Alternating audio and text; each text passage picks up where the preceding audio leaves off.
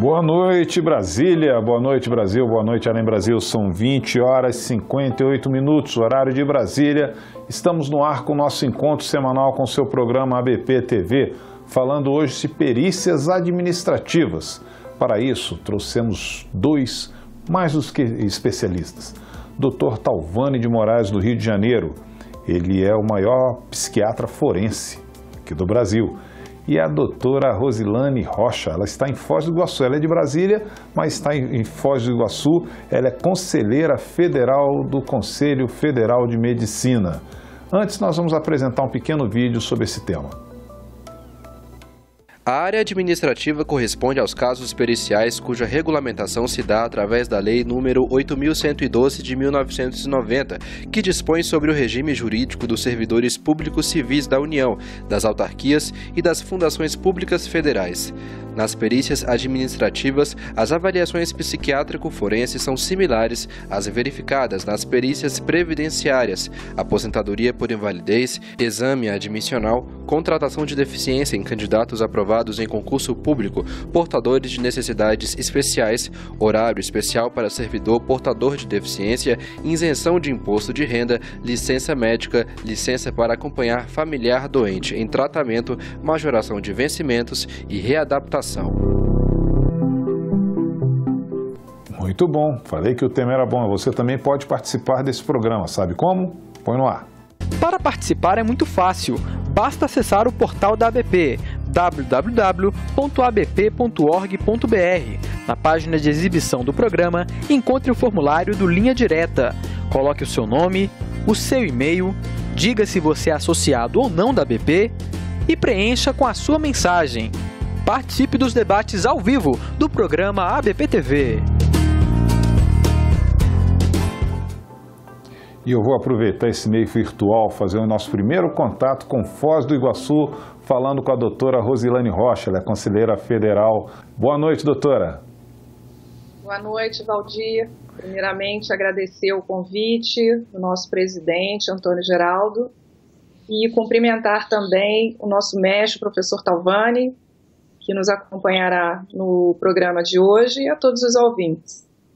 Exatamente, em nome do nosso presidente, doutor Antônio Geraldo, e toda a equipe da ABP, agradecemos aqui a sua participação voluntária, o que muito nos honra. Eu já vou lhe passar a primeira pergunta, é do nosso internauta Nilo Roberto.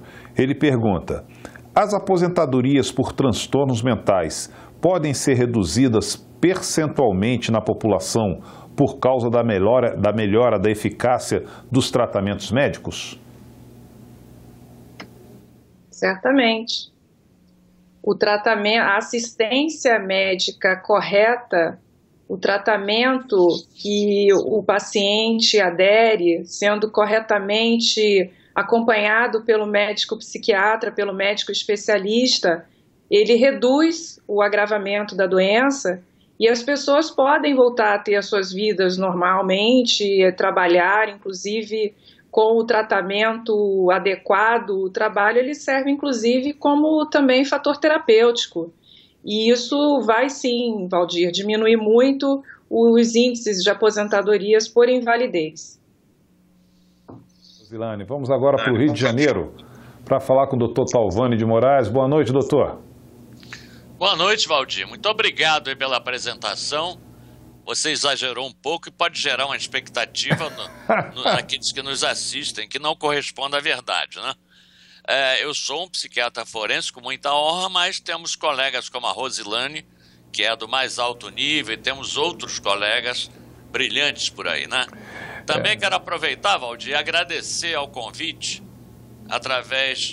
feito por você, mas na figura do doutor Antônio Geraldo, que é o presidente da nossa Associação Brasileira de Psiquiatria, e dizer que fico muito feliz de voltar aqui ao programa, porque eu acho um meio muito bom de se discutir com os colegas e com o público em geral essa questão que às vezes é um pouco complicada. Se você me permite, antes da pergunta que eu sei que você vai fazer, Valdir, eu queria dizer que a doutora Rosilane colocou muito bem, e a pergunta do Nilo Roberto é excelente para mostrar uma transformação que a psiquiatria sofreu nas últimas décadas. Anteriormente aos anos 60, mais precisamente, a psiquiatria, ela lutava muito com a questão terapêutica, porque não tinha meios, não tinha equipamento para tratar. Os tratamentos eram muito rudimentares. Isso fez com que, inclusive, surgisse um certo grau de estigma na sociedade. Se avaliava o doente mental como alguém irrecuperável. Aquele que apresenta problemas mentais, ele é irrecuperável.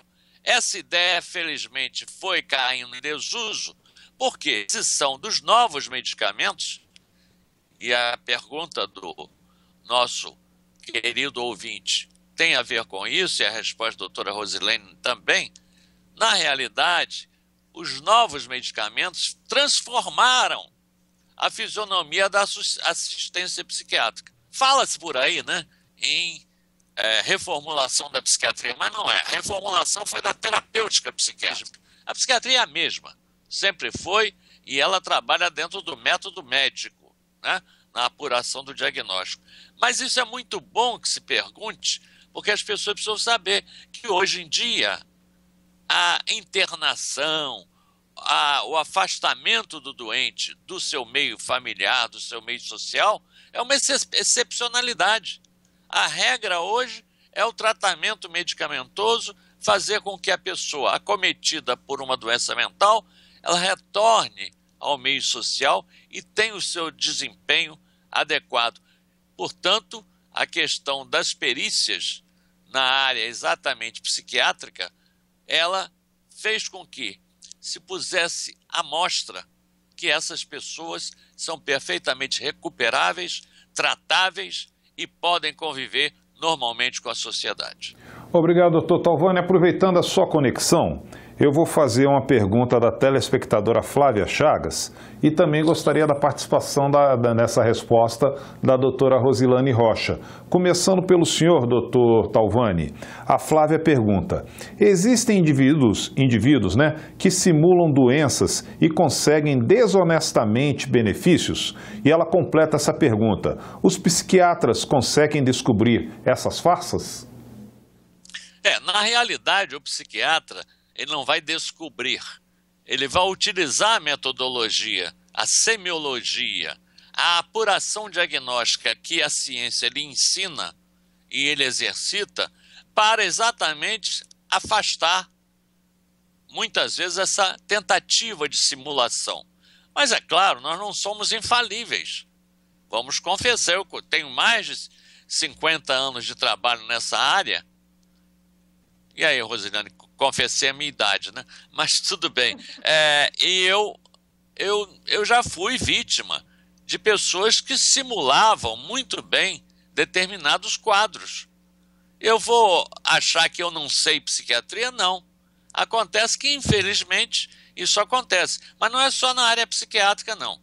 A simulação, principalmente nas perícias trabalhistas, administrativas, etc., onde o interesse não é o tratamento, é bom que se diga, aquele que vem frente ao perito médico, ele não está interessado em tratar a doença, ele está interessado em obter um direito que ele julga que tem. E para isso ele faz tudo, ele faz, inclusive, é capaz de fazer até a simulação ou a meta-simulação, que é o exagero diante de uma doença que já não está atingindo. Tá? Então, na realidade, essas pessoas, eu costumo dizer, elas estão fazendo a busca de um direito e para isso utilizam um artifício que é da natureza. Quem já não ouviu falar, já não assistiu, o animal, não precisa ser o ser humano, irracional, diante do perigo, do predador, tem a sua metamorfose, os insetos têm isso, para fugir ao perigo. Na realidade, é a busca de algum interesse. Então, a simulação existe. Mas eu já falei demais e não estou sendo elegante com a nossa colega. Vamos ouvir a doutora Rosilane. Depois desta brilhante explanação, pouco restou para mim, professor. Mas é exatamente nesta linha. o que faz grande diferença é a formação do médico perito. A perícia ela é recente no Brasil e muitos médicos eles não têm uma formação acadêmica em nível de pós-graduação, lato sensu e residência médica, eu diria assim, na área de perícia médica, e por vezes lhe falta a veia necessária, a veia investigativa, porque a perícia médica ela é uma ciência, ela é também uma arte, a partir do momento em que o perito ele se utiliza de dados da ciência que em outra área da medicina seria aplicada de uma outra forma. Portanto, em resumo, para a doutora Flávia, eu quero reforçar o que exatamente o professor Talvani falou. Nós temos meios dentro da semiologia médica, dentro da entrevista psiquiátrica, da anamnese, principalmente dentro da área administrativa, da anamnese, do histórico ocupacional, nós temos como detectar a dissimulação, a meta-simulação e a simulação. Não é 100% garantido, mas o perito que tem a sua formação, que estuda e se atualiza, ele consegue aí, digamos, um resultado positivo em 90% dos casos. Ok, aproveitando a sua conexão, doutora Rosilene. Aproveitando a sua conexão, doutora Rosilene Rocha, vamos responder aqui ao nosso telespectador Sérgio Rodrigues. A relação trabalho e doença, mais especificamente morbidade mental, sendo o trabalho seu possível causador, é um motivo de investigação em perícias? É um motivo, repete para mim. É um motivo de investigação em perícias? Sim. Investigação da relação entre o adoecimento e o trabalho. Como morbidade foi a pergunta mental. do senhor Sérgio Rodrigues. Isso. Sim. É necessário que se faça um estudo do ambiente de trabalho.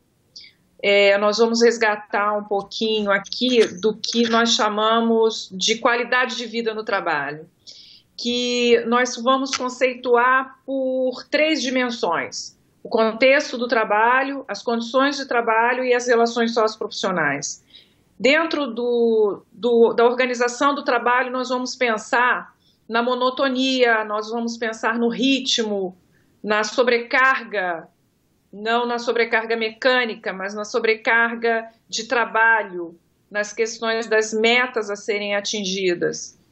Em relação às condições de trabalho, nós vamos pensar no ambiente laboral, no sentido de que possa haver algum agente nocivo, que pode ser, por exemplo, por um produto químico que venha causar algum tipo de intoxicação, por exemplo. Então, o médico do trabalho o perito precisa fazer essa investigação. E sob a dimensão das relações socioprofissionais, nós vamos pensar, por exemplo, daquela relação de assédio, se existe violência no trabalho, seja ela vertical, horizontal.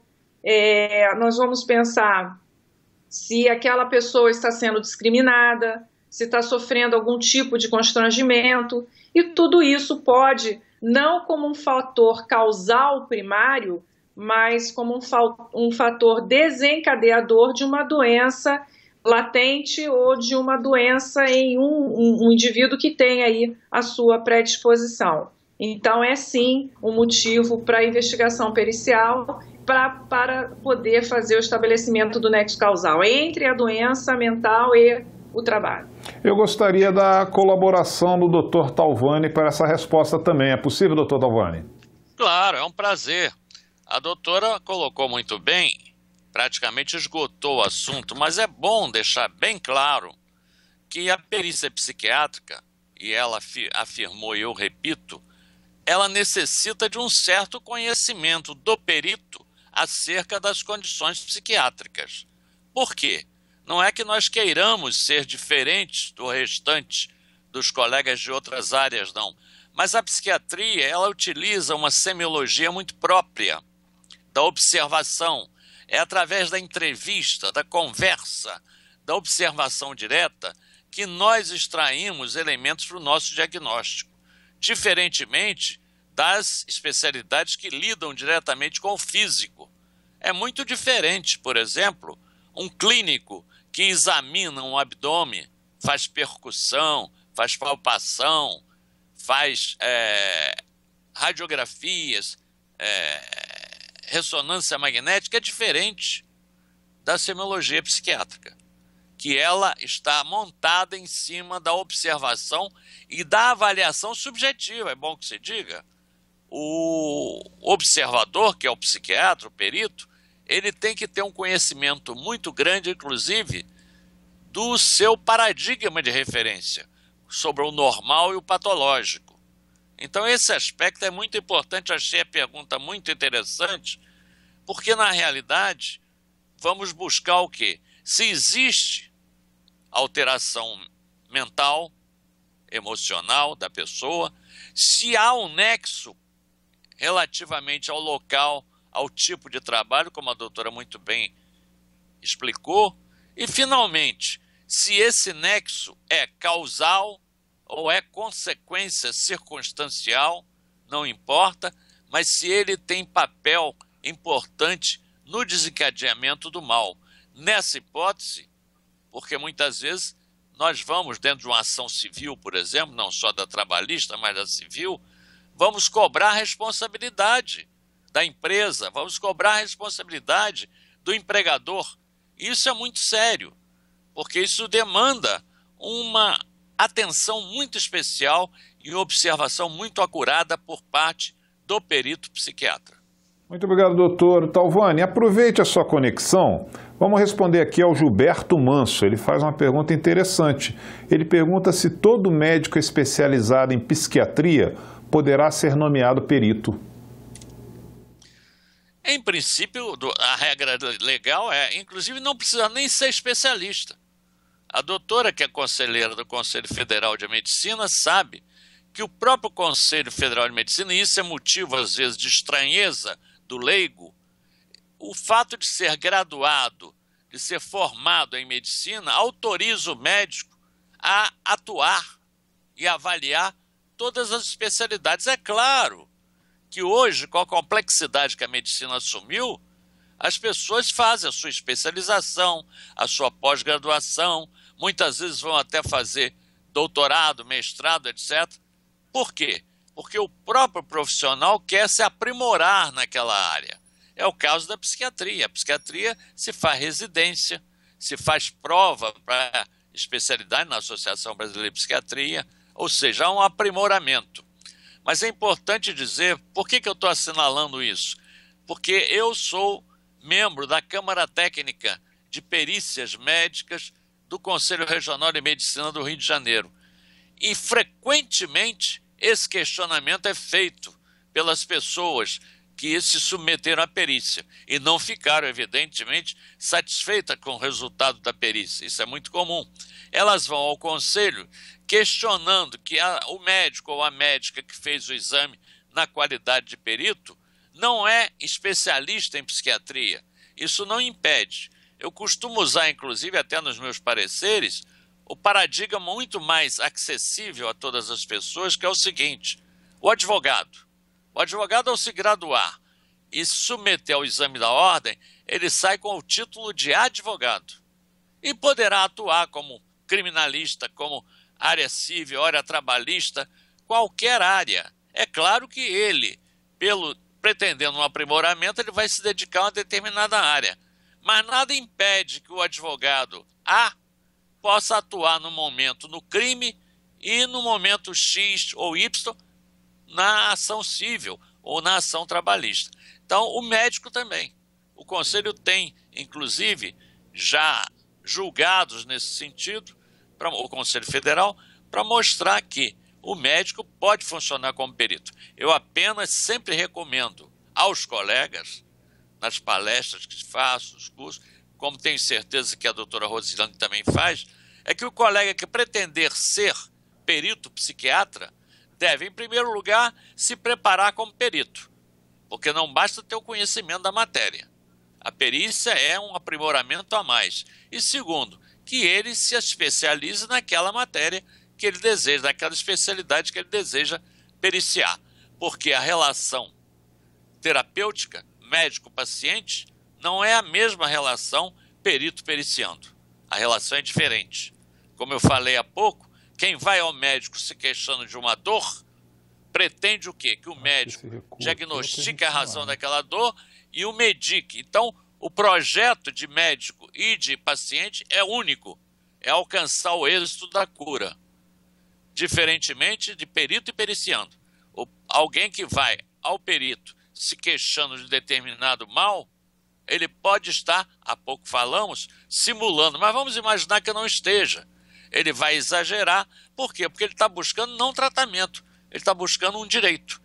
E, portanto, preparar um perito é mais do que simplesmente ele ser um especialista ou ser graduado em medicina. Ele precisa ter uma formação especial.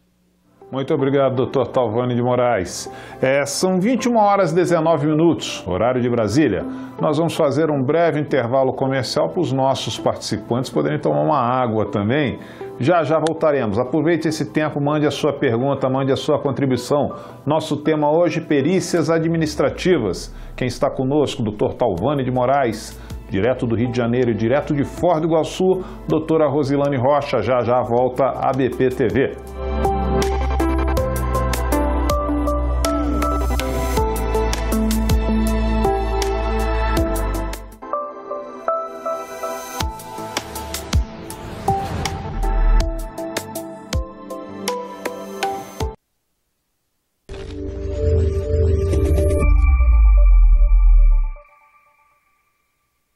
Além do site oficial da ABP, você também pode se comunicar com a Associação Brasileira de Psiquiatria pelas redes sociais. Curta a nossa página no Facebook, facebook.com/abpbrasil.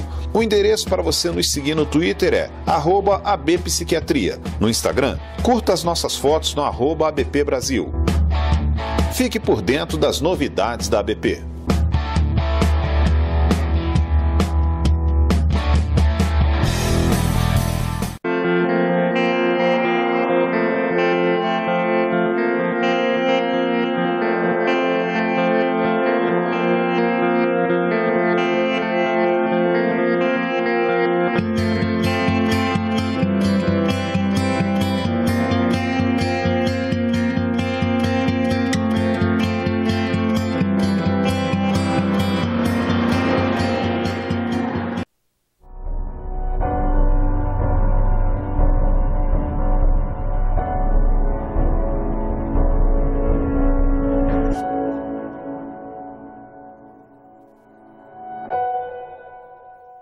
O Programa de Educação Continuada, o PEC, é um sistema de ensino em formato de videoaulas ministradas por grandes nomes da psiquiatria, com temas diversos e que abrangem as várias áreas de atuação da psiquiatria.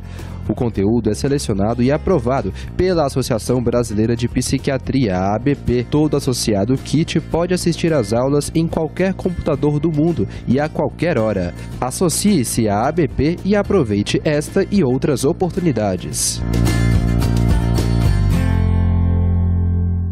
Além do site oficial da ABP, você também pode se comunicar com a Associação Brasileira de Psiquiatria pelas redes sociais. Curta a nossa página no Facebook, facebook.com/abpbrasil.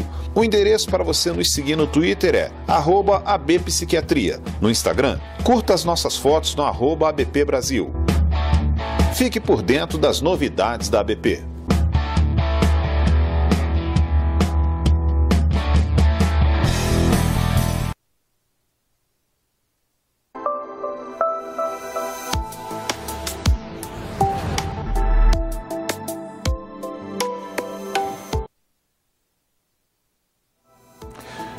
(21h23), horário de Brasília. Vamos direto para Foz do Iguaçu falar com a doutora Rosilane Rocha para responder a Selma Reis. Ela pergunta, doutora Rosilane, o médico psiquiatra com qualificação de perito estaria mais habilitado ao exame pericial do que outro colega sem essa subespecialidade psiquiátrica? aproveitar essa excelente pergunta da Selma Reis e ampliar um pouquinho a minha resposta, ok? Há uns 20 anos atrás, mais ou menos, começou o grande boom das ações, das reclamatórias sobre as doenças osteomusculares. E os médicos peritos precisaram se apoderar desse aprendizado. Eles foram em busca de ler mais, estudar mais sobre ortopedia. Agora, digamos aí de uns 5 anos para cá, começou um crescente sobre as ações judiciais e também as perícias administrativas também em relação às doenças mentais. E hoje as doenças mentais elas figuram como a segunda maior causa de afastamento no trabalho. Eu entendo que o médico perito, da mesma forma, ele precisa estudar e se aprofundar. Na questão criminal, não pode ser nomeado um médico que não seja um psiquiatra e que seja um psiquiatra forense. Na perícia administrativa, para as perícias em que ocorre um processo disciplinar, obrigatoriamente, na junta médica, precisa haver um psiquiatra especialista. Fora essas duas situações particulares, os médicos peritos, mesmo que não sejam psiquiatras de especialidade, eles precisam estar bem informados e seguros para que possam realizar o exame médico pericial num caso de doença mental. É desejável que a junta ela possa ser formada com um psiquiatra também. Se for uma perícia individual, uma perícia singular, seja administrativa ou seja em área trabalhista, por exemplo, o médico perito ele pode também discutir o caso com um colega psiquiatra. Isso acontece com frequência e não há nenhuma falta em o perito discutir casos com colegas de especialidade. Gostaria também de trazer aqui a informação de que a perícia médica ela é uma especialidade, ela é assim chamada medicina legal e perícia médica como uma das 53 especialidades que nós temos. Muito obrigado, doutora Rosilane. Vamos ao doutor Talvani de Moraes, do Rio de Janeiro, para responder aqui ao nosso internauta Josiel Lima. Ele pergunta: a perícia psiquiátrica é o único meio de assessorar a justiça no tocante à avaliação mental do paciente? Ok, essa pergunta é interessante, porque embora ela se refira à perícia psiquiátrica, como disse o nosso internauta, a perícia é matéria que atinge várias especialidades, não só médicas como de outras áreas. Por exemplo, existe a perícia psicológica, existe a perícia de levantamento social, assim como existe perícia de arquitetura, de engenharia, etc., de contador, né, de contabilidade, etc. Na realidade, quando nós estamos, e o tema nosso aqui, nós temos competência só nessa área, né, eu e Rosilane, somos médicos, especialistas em perícia.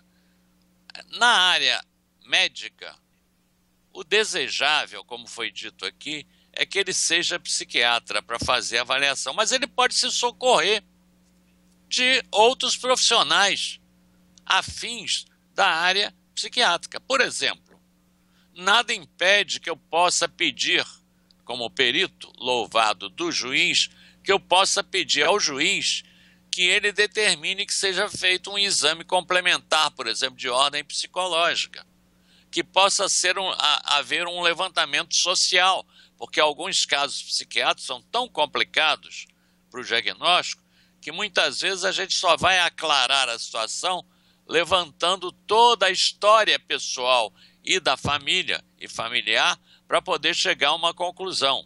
Por exemplo, os transtornos de personalidade são um diagnóstico complicado, complexo em psiquiatria.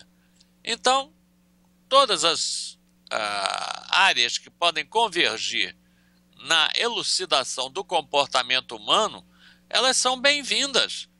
Agora, a perícia, como foi dito aí na pergunta, e nós afirmamos aqui, a perícia inicialmente é psiquiátrica. O juiz nomeia um perito psiquiatra. Por exemplo, o Código de Processo Civil, que é quem norteia o juiz na nomeação, ele diz que, no caso das perícias médico-legais, o juiz nomeará perito médico da sua confiança. É claro que ele pode escolher quem ele quiser, né? Senão seria um absurdo, né? Nós vincularmos a opinião do juiz. O juiz ele tem que ser livre para decidir. Mas ele vai decidir, vai nomear perito de confiança dele. Normalmente ele socorre de quê? Das pessoas que têm currículo, para instituições que podem oferecer possibilidade de peritos que ele possa. E nós estamos caminhando, inclusive, com a nossa associação médico-legal e de perícias médicas, para no futuro, quem sabe, fornecermos à justiça, né, um rol de pessoas habilitadas para fazer perícia, o que vai melhorar o nível das perícias médicas, principalmente as psiquiátricas. Obrigado. Doutora Rosilane Rocha, chegou uma pergunta aqui: quando é realizada a perícia médica psiquiátrica? Quando é realizada? Isso. Ela é realizada como qualquer outra perícia, por meio de uma determinação de uma autoridade, seja ela administrativa, judicial, policial, e então essa avaliação é realizada. Eu gostaria de fazer um comentário, se você me permite, Valdir, porque foi muito bem lembrado pelo professor Talvani na última resposta dele. Eu achei bastante interessante, eu ainda não havia falado sobre a Lei 12.842, que em seu artigo 5º, ela determinou que a perícia médica é ato exclusivo do médico. E é muito importante que a gente saiba que dentro da perícia administrativa, por exemplo, a perícia médica oficial, ela é sempre formada por junta de médicos, e os médicos concluem os laudos e assinam os laudos periciais. Todavia, os peritos podem se subsidiar quando julgar necessário. O perito ele pode fazer-se complementar pela avaliação psiquiátrica ou pela avaliação da assistência do serviço social, de um assistente social, ou ainda pela avaliação de um outro profissional, que pode ser também um fonoaudiólogo dentro da perícia administrativa. Isso pode acontecer também. Ok, muito obrigado, doutora Rosilane. São 21h32, horário de Brasília. Vou aproveitar essa boa audiência que nós estamos tendo agora para mandar um recado para você.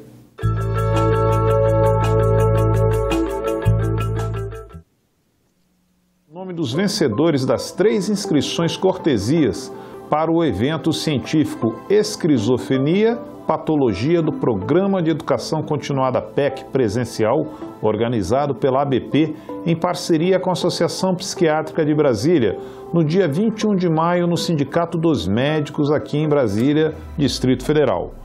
João Paulo de Oliveira, do Rio de Janeiro, Gustavo Carvalho de Oliveira, de Brasília, e Marcelo Wagner Viana, de Porto Alegre.